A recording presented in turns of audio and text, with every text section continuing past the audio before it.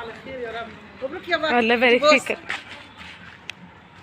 عقبالك حبيبي. خليك عقبالك اتلخبطت ما دام اقول عقبال عيالك. يلا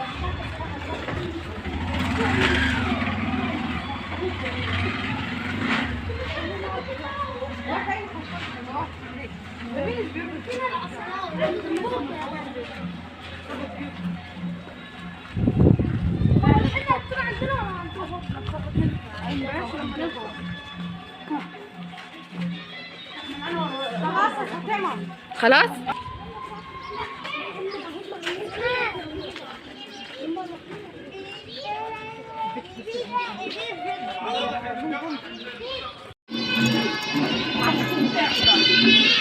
يلا يا سي.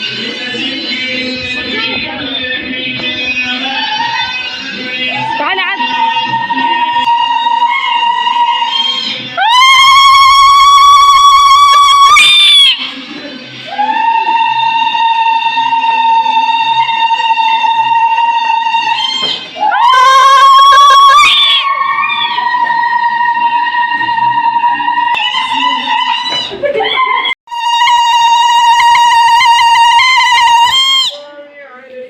بصوا جبنا الخزين يا جماعه اهو زي ما انتم شايفين.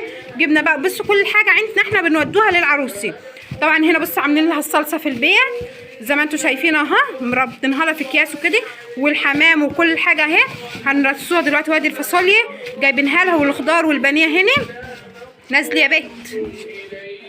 وادي هنا اهو زي ما انتم شايفين دي واخدين لها الكعك اهو، احنا اللي خابزينه في البيت، معرفتش اصوره بقى معاكم معلش اهو. دي الغريبه البدفور، وعملنا لها كعب الغزال كيلو عشان هي بتحبه. كل حاجه عملناها لها في بيتها يعني، ما اشتريناش حاجات من بره نازله. وادي هنا الكعك برضو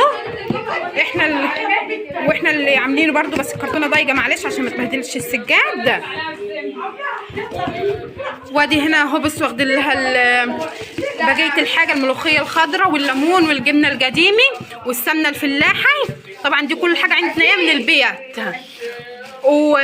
وادي الفريك الاخضر عشان تحشي حمام بط وز، كل حاجه واخدينها لها يعني اهو زي ما انتم شايفين. وادي الاخضر جايبين كل حاجه على الكد عشان هي ساكنه جنبينا يعني والحاجه ما تبوظش. وادي الكوسه والجزر، وادي الخيار وبطاطس وبصل، كل حاجه جايبينها لها. والعريس هيجيب عندنا ايه، بيجيب ودي فلفل حامي، البت بتعشق الفلفل الحامي اللي هي العروسه، ومفصصين لها الثوم برده مجهزينه لها. طبعا دي احنا عندنا لازم يوم الحنه ناخد الحاجه ونودوها لها. النهارده الحنه عقبال عيالكم.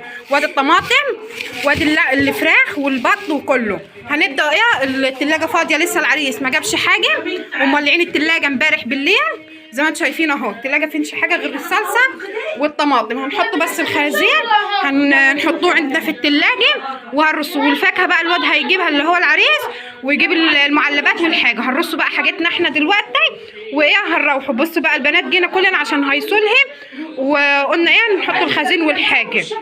بصوا يا جماعه احنا خلاص فرشنا، حطينا الحاجه في التلاجة اهو زي ما انتم شايفين.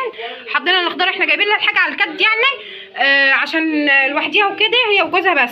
وادي هنا حاجه اللحوم اهو زي ما انتم شايفين، الفراخ والبانيه والكبده والبط والحمام، وعاملين لها حتى الصلصه اللي هي التجليه والثوم وكل حاجه. وهو بقى العريس لسه هيجيب الفاكهه والالبان والجبن والمخللات والحاجه. احنا رصينا الحاجه اللي احنا جبناها وحطيناها لها، وهنبدا بقى ايه نرص بقى البصل عندنا اهو والبطاطس هنحطهم ايه على جنب. وادي هنا الخبيزه اهو هنشيلوه برده، هنعملوا لها الشياع. وان شاء الله بقى ايه استنوني الفيديو الثاني اللي هو هنزل لكم الحنه، وهنزل ان شاء الله يوم والشقه وهي مفروشه بقى. طبعا انا موريكم حاجات برده، بس هوريكم الاساس ان شاء الله. جايبه حاجات ما شاء الله جميله. بس كده فيديو النهارده يا جماعه، يا رب يكون عجبكم. لو عجبكم حطوا لايكات يامي، واسيبكم بقى في رعايه الله، وعقبال يا رب اولادكم ان شاء الله تفرحوا بيهم. والسلام عليكم ورحمه الله وبركاته.